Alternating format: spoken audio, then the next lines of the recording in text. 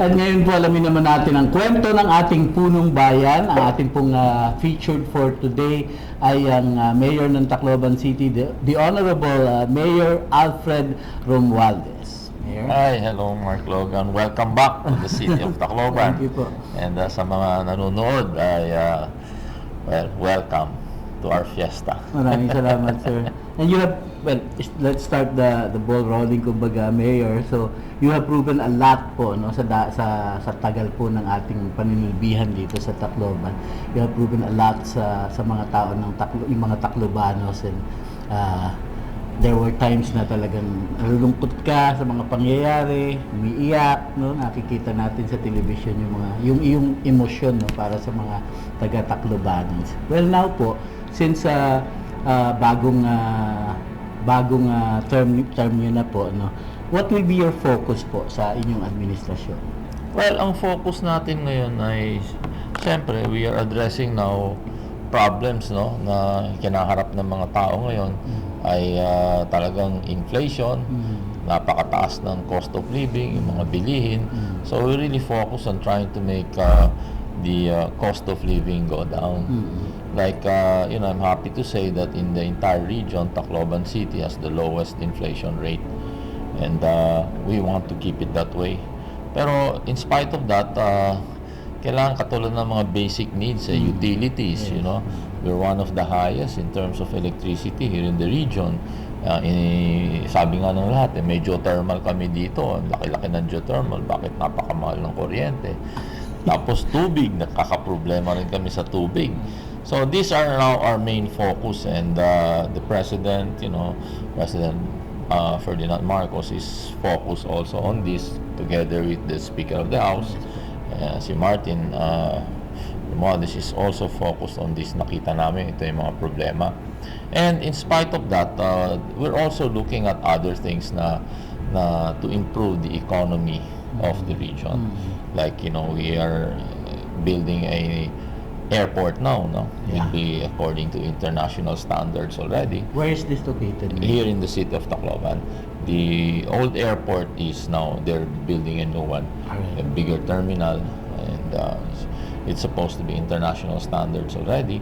Tapos even our ports, will be improved, as well as the road network in the island of Samar is also another focus. Yeah. Para mapaganda naman natin yung ekonomiya at saka yung buhay basically ng mga tao. So, yun ang mga major na focus natin. Major focus po yung airport, Major. and then any other structure na pwede. Well, it's also structuring also a plan, Okay. for peace and order, because according to the reports na the last stronghold basically ng sinasabi ng NPA is in the island of Samar na lang, and we'd like to have a win-win situation with them na maayos naman natin para sa prosperity naman ng lahat. Kasi what good naman is peace and order kung wala naman tayo prosperity, di ba? So we'd like people to look forward to that, and that's what we're working on, because I'm also the chairman of the Peace and Order Council in the region, and it's Region, sir, in the region, yes, region-wide. So yun ang focus namin, and so far I can say that we're doing our best. Things are moving, and of course I always want to move faster. So yun po ang kaya papasalamat din ako sa mga Taclobanon, sa mga waray-waray, mga Bisaya na talagang kakaisa naman tayo ng tutulungan, and to just be patient, but dadating din tayo dyan. Katulad nga, after Yolanda, everybody thought that it will take decades before we can recover. Hindi naman po di ba? So we were able to do it in a couple of years. Of course, because of the help of our people, and and pagkakaisa and working together.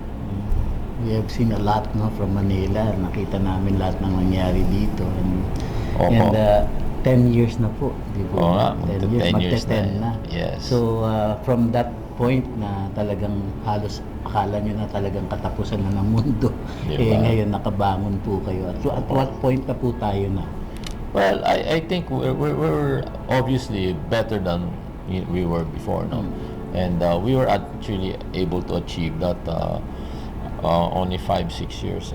Okay. And malaking pagbabago na nagawa dito. So, but in terms of, because our growth is, malaking growth natin dito sa Eastern Visayas, especially in Tacloban City. And what helps us is the development also of the countryside. Because being the economic hub, nakikita ko pagka nag-improve ang road network sa mga iba-ibang lugar na mga neighbors natin, accessibility to Tacloban will be better. It will improve our commerce and, you know, and our economy for that matter. But what I see, there are a lot of pressing matters that have to be addressed.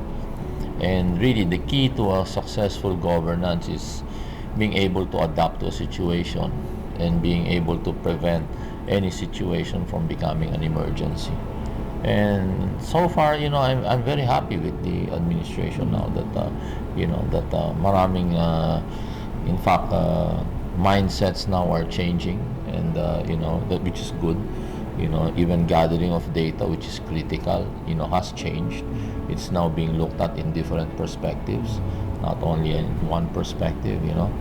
And because, syempre, in konsensya naman natin, katulad yan, sinasabi ng Presidente, when it comes to progress, nobody gets left behind. Yeah. You know, because alam mo, nag-ano rin yan sa Marines.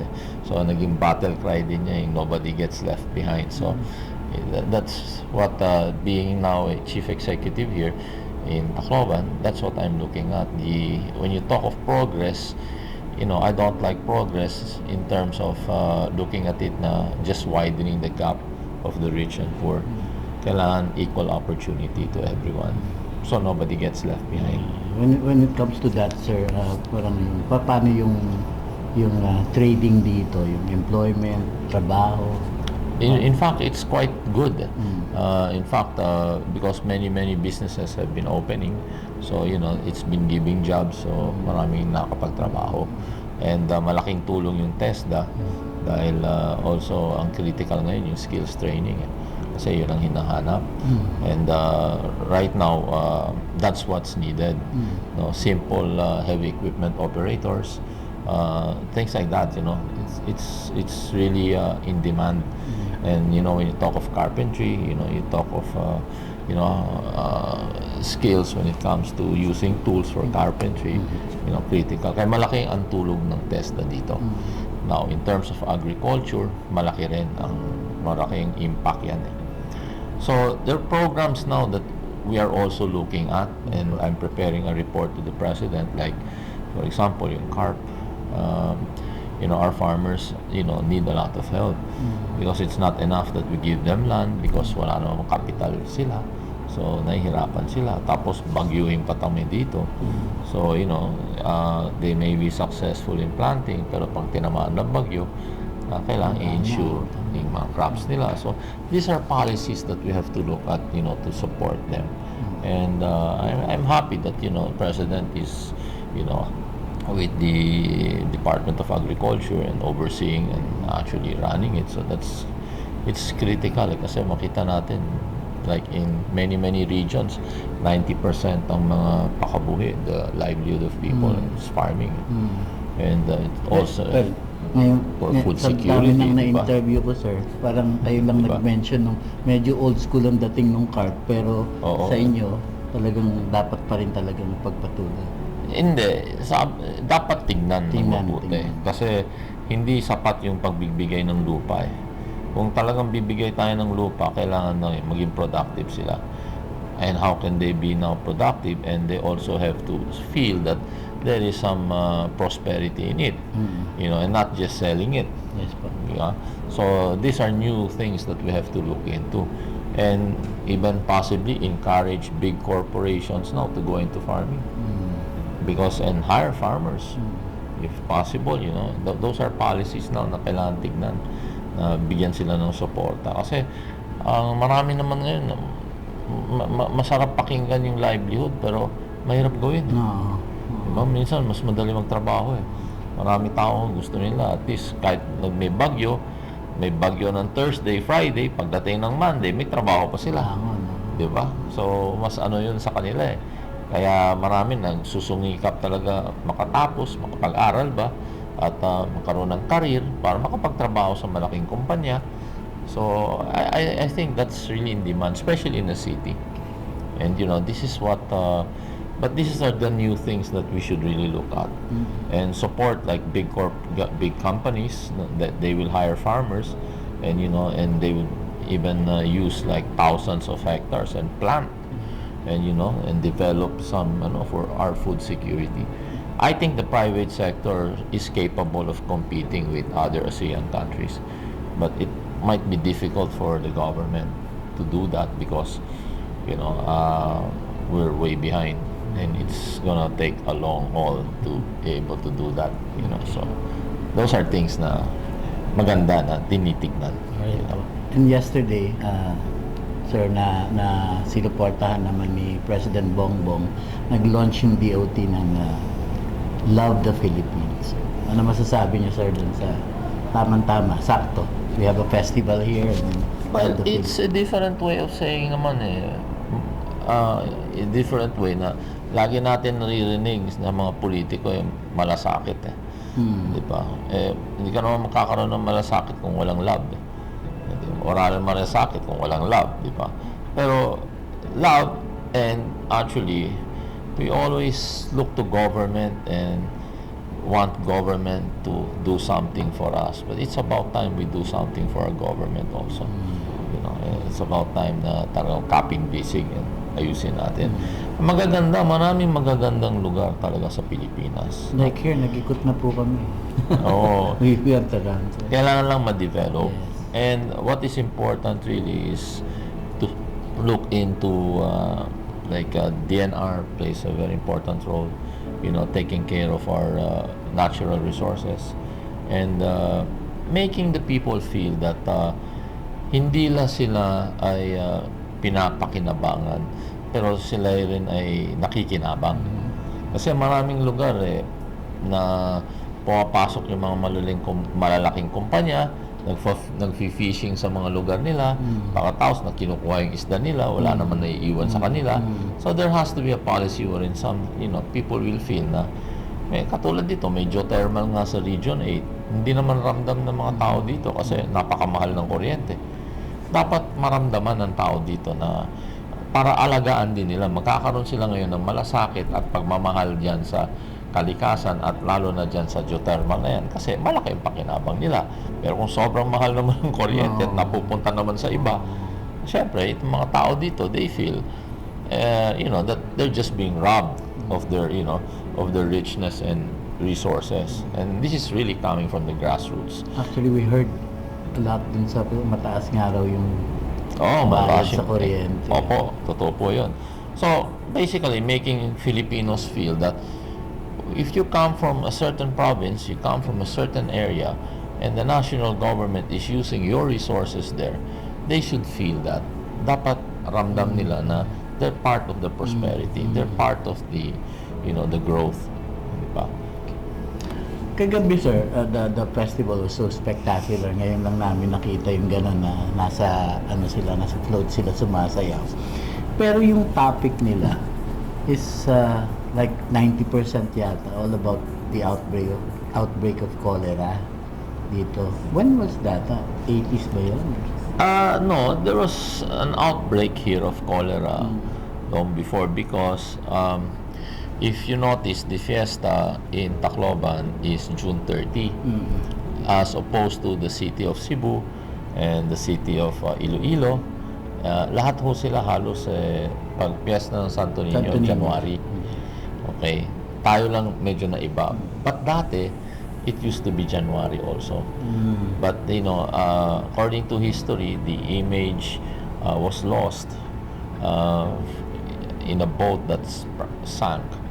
And when the image, after several years, I think, was recovered, there was an existing plague in the city of Tacloban. And when the image was returned, miraculously, according to historians, that the plague, ended. Well, so people, connected, that to it. So it was like the miraculous image, and it was recovered June 30. And kaya yung piyesta namin naging June 30. Yun yung naging outbreak. Yun yung sinasabi na naging outbreak. Parang hindi sila makamove on dun sa outbreak ng cholera. Okay. Well, parang ganun. But anyway, well, congratulations. Napakaganda po ng inyong festival.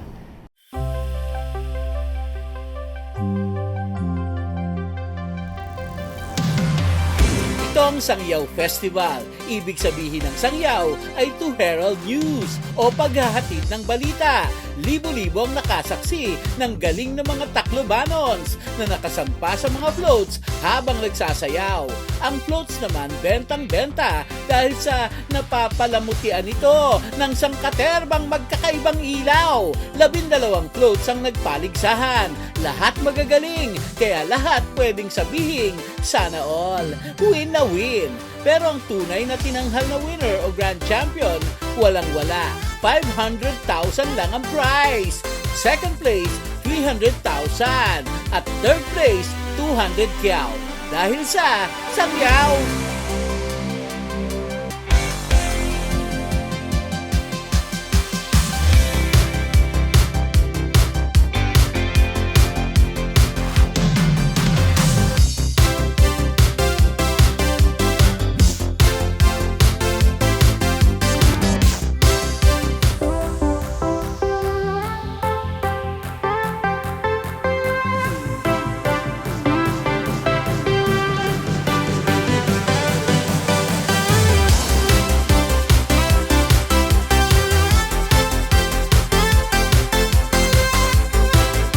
Gabi-gabi mula nang magbukas ang selebrasyon ng Sangyaw Festival, walang paglagyan ng saya ang mga Taclobanons dahil dumayo rito ang mga natatanging celebrities tulad nina Skasta Klee,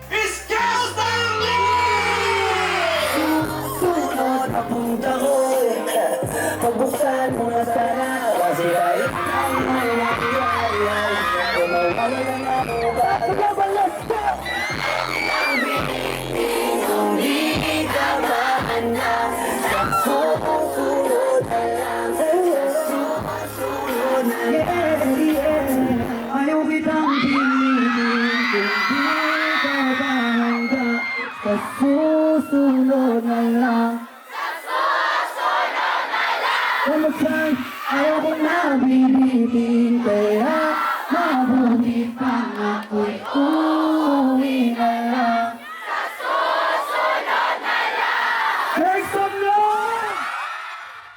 si Jonah.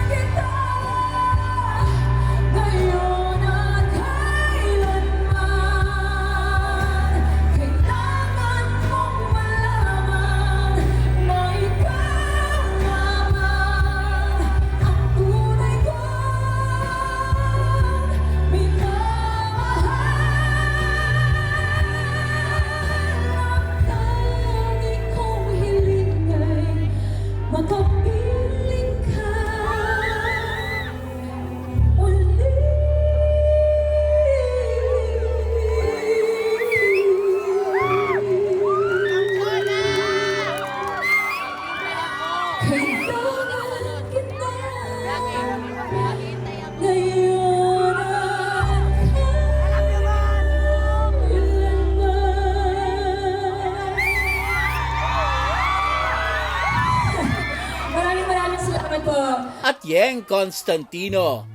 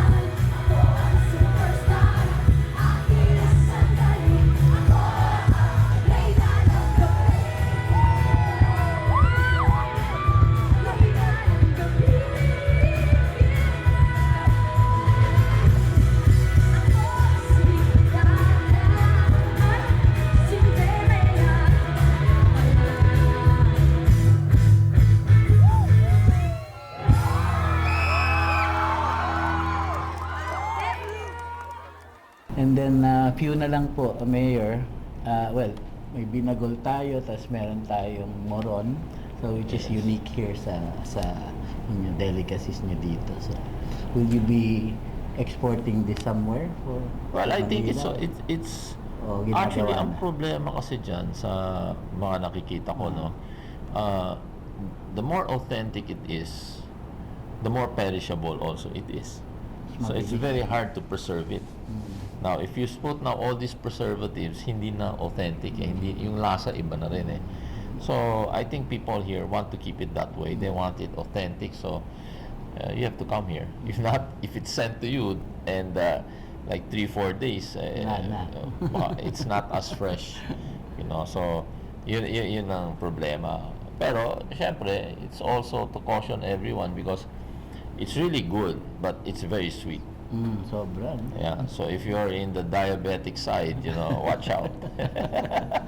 Sir, Mayor, let's talk about the City of Hope. No? Na minsan yun ang sinabi na Taclobanons mabuhay, may pag-asa, makabangon sa sugat na, well, tumagos hanggang ugat nila eh, so to speak, no?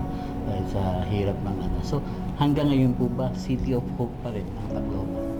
Oh yes, you know, I believe so because alam mo, totoo talaga yung kasabihan ng mga Pilipino na galing kay, I think Jose Rizal yun, yung hindi alam yung pinanggalingan, hindi ka dadating sa paroroonan, di ba? And, you know, Tacloban historically it was a sandbar. We were a big sandbar in this peninsula. And Taclobanon was to make Taclob to cover because they used to catch crabs here. And they used to call it Taclobanon to make it Taclob. No? And imagine from a sandbar to now the main economic hub of the region. So, you know, we're going places. So, kaya ginawa namin nga parade of lights. It's not only looking at tradition, but traditionally is that we all have that deep feeling of hope, you know, and when you have hope, you also have a what's important is you have a vision. It starts with that, having a vision, then you hope, and then you can, then as you work on that, you know, you become passionate about it, and then you see that it will happen, you know. So, yeah, nangyari dito. So, And Tacloban share this. yes. Although, you know, we're a transient city. So, you see people come and go. And many times, actually, we have 3 universities here. And it's the educational hub. So, people come here as a stepping stone. I mean, come here from all parts of the region para mag-aral, tapos maging doktor. And, you know, I'm happy to say we produce a lot of doctors and you know, lawyers and engineers, and we have a maritime school. So they come here to study. So it's like a stepping stone. When they graduate, they move on. They work abroad or they work in other countries, you know, or other provinces. So parang stepping stone nangyayari. So talagang it's a gateway also of hope. You know, when you go there, may pag-asa. You know, and really, I find it, you know, my passion, and it is my job to not only to make sure that their dreams happen, you know, and you know, that's why even though we give pabahay and all of that, you know, I really believe poverty is temporary, pero nasa sayo yan, because a big chunk of, you know, being in that situation is also ignorance, and people should invest in more seminars, learning, you know. Mahirap yung marami kasi nauubos yung oras sa social media, gano'n na gano'n eh. Dapat mag-aral, diba? Mag-aral, skills, then you can discover yourself. You'll be able to discover yourself, what are your, you know, what are your talents, what are your skills. Magulo yan, and of course that's God-given. And once you get that, you know, and God would love you to monetize that and, you know, make something of yourself, because He likes godly people to be leaders up there, di ba? Thank you, Mayor. So, can we invite them to visit Tacloban, sir? Yes, come and visit Tacloban City. Is a different place. It's a peace-loving people are here. You're welcome. And, masasabi ko, at least dito, walang traffic. At least dito, walang pollution, masarap ang hangin. So, pero syempre, medyo relax ang mode dito. So, hindi tayo masyadong sinasabi na fast pace. But I can, assure you that it will really be an experience. And just don't be in the wrong place at the wrong time. That happens in every city. Di ba? So I welcome everyone. It's a healthy living city. Thank you, Mayor. Thank you. Malapit-lapit na ang Nobyembre 8, 10 taon mula noong yumupyo ang buong Tacloban sa hamon ng kalikasan. Sa tindi ng bagyong si Yolanda, inakala ng mga Taclobanons na katapusan na ito ng mundo. May mga ilang hindi makamove on sa bangungot na kanilang sinapit. Psychological man ito o may katotohanan, isa lang ang nasisiguro ko. Malalim ang sugat na tinamo ng mga nakaligtas sa trahedya. Akala ko mamamatay na ako. Nung mga bandang 9 AM di na gaanong malakas ang hangin. Paglabas namin nanlumo ako sa nakita ko, yung mga bahay ng kapitbahay namin nawala at iilan na lang ang bahay na nakatayo. At dahil di ko alam kung ano ang gagawin ko, naglakad ako. Kahit saan ka tumingin ay mayroon kang makikitang patay. Yung iba pugot ang ulo, hugot-hubad, mga baby at buntis, matatanda at mga bata. Mayroon pang isang pamilya na halos di magkahiwalay sa pagkakayakap sa isa't isa. Mga bloated na silang lahat. Halos ang dami ng patay na tao ang nakakalat. Pagsapit ng gabi nakakarinig ako ng mga iyak at nagsisigaw ang tao. Pero pag tinitingnan ko sa labas wala naman tao. Ang tanging sinasabi ay bulig na kung sa Tagalog ay tulong. Minsan pa nga nakikita namin yung kapitbahay naming namatay na umiiyak sa isang sulok. Pero pag nilalapitan mo biglang nawawala. Tapos makakarinig ka rin ng mga tahol ng asong survivors. Katulad ng pamilya ko na nakaligtas sa hagupit ng bagyong Yolanda. Sa awa ng Diyos. Tapos pagka umaga makikita mo yung mga bangkay na nasa gilid o mga kamay na nakalitaw na para bang humihingi ng tulong. Tapos sobrang baho na sa paligid dahil sa mga patay na tao, at sa tuwing sumasapit ang gabi nagpaparamdam ang mga namatay. Iyak lang sila ng iyak at humihingi ng tulong. Makakarinig ka din ng iyak ng mga sanggol. At mayroon din ibang taong nakakakita sa mga kaluluwa ng mga namatay, na di matahimik na kaluluwa. Kaluluwa talaga ang mga naririnig naming umiiyak at humihingi ng tulong. Dahil hindi nila matanggap ang nangyari sa kanila. Hindi natin sila dapat katakutin, bagkus ay ipagdasal natin sila na matahimik na sana ang mga kaluluwa nila. Bumangon ang Tacloban sa loob lamang ng 5 taon. Nasa puso ang paninindigang pumalag sa birong ito ng tadhana. Nagpumiglas para muling matamasa ang kasaganaan. Marami pang gagawin si Mayor Alfred S. Romualdez. Mahaba pa ang daan patungo sa tuluyang paggiba sa balakid na humahadlang sa patuloy na progreso ng bayang ito. Pero habang patuloy at walang bumibitaw sa niyakap nilang pag-asa, babangon na ng tuluyan ang bayang pinadapa ng Yolanda. 10 taon nang nakalilipas ng isang delubyo ang nagpayupyup sa bayang ito. Matapos ang luha at hinagpis dahil sa biro ng tadhana, makikita mo na ang ngiti sa mga labi ng mga taga Tacloban City. Punong-puno ng pag-asa na maghihilom ang sugat na tumagos hanggang ugat.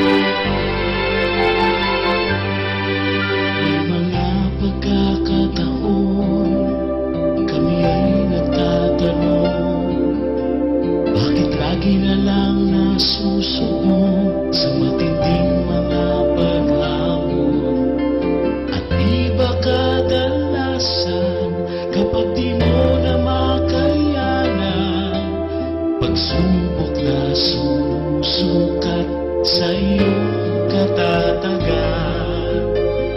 Ilunang daw, ilunang daw.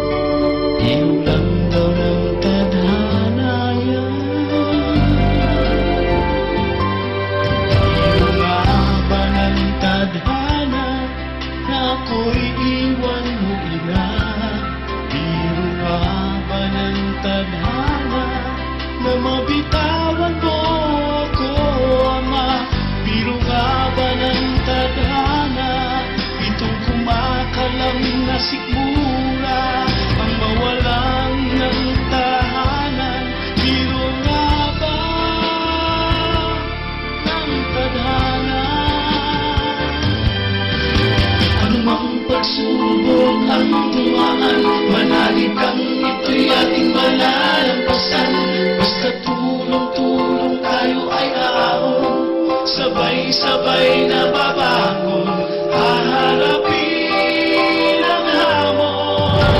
Pagsama-sama ay kaya-kaya. Ganyan ang iisang kapamilya. Sa bawat dahil tibay ng pananampalataya. Sama-sama kaya-kaya, isa tayo kapamilya.